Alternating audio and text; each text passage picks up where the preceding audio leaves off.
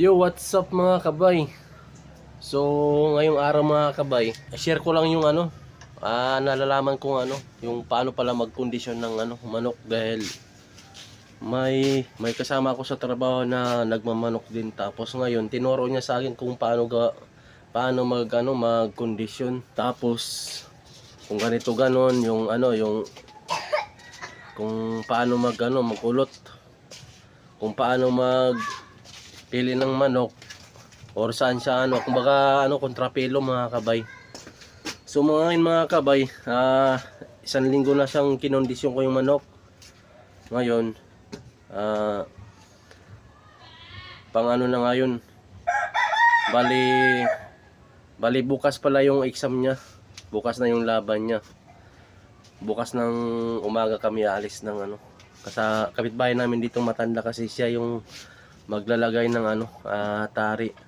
So ngayon mga kabay, yung manok ko nilagay ko muna dito sa kulungan dahil pina-relax ko muna ba para bukas pwede na siyang ilaban. So ngayon mga kabay, pakita ko sa inyo yung manok ko na ilalaban ko. Tapos yung isa naman na manok ko mga kabay, yung gold, bali kinondisyon ko rin siya nung Biyernes. Ininji ko muna siya, tapos binilang ko siya ng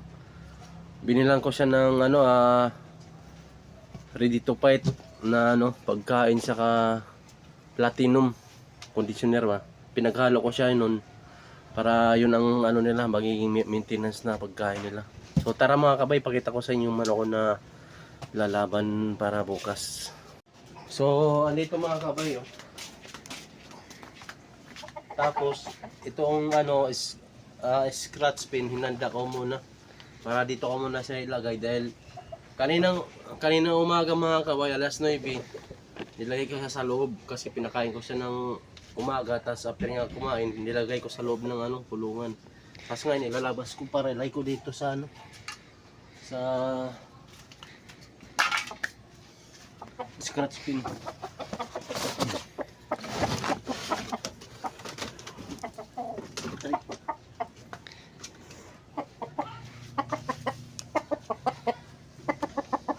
Ito mga kabayo,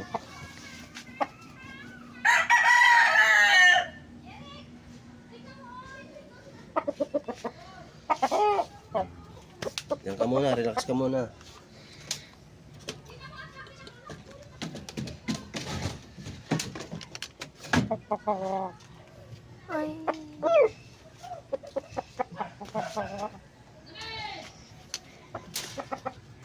Ito. Tapos mga kabay, itong tira niyang pagkain, inaluan ko ng saging saka gata, saka honey bee. Ngayon ipakain ko ni kasi puti lang kinain niya kanina .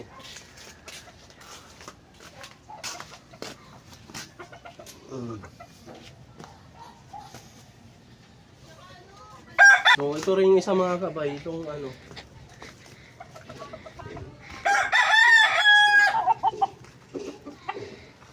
ito yung gold na na kondisyon ko na rin to. Bali mga nasa 19 days yung nito, yung kondisyon niya. Sa February pa yung niya, yung exam niya. Tinuro ko din siya ng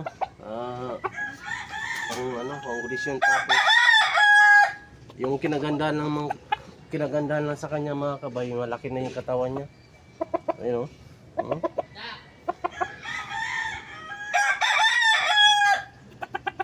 Tapos may maintenance din siya na gamot na pang vitamin, saka